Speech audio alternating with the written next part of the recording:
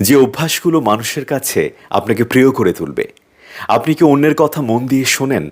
তাহলে অবশ্যই আপনি অনেকের কাছে প্রিয় একজন মানুষ। কারণ কথায় আছে, কান দুইটা, মুখ কিন্তু একটা। তাই অবশ্যই আগে কথা শুনুন। মানুষ তাকেই পছন্দ করেন যাকে তিনি বিশ্বাস করতে পারেন। তাই অন্যের অনুভূতি ও দৃষ্টিভঙ্গি বোঝার চেষ্টা করুন।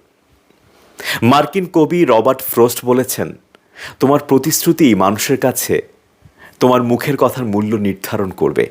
তাই অবশ্যই মানুষকে যদি কোনো ওয়াদা করেন বা কোনো প্রতিশ্রুতি দেন, তাহলে অবশ্যই রাখার চেষ্টা করুন।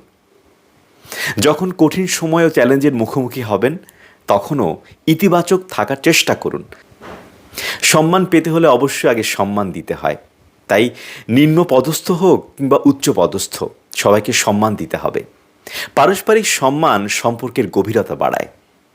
যখনই পারবেন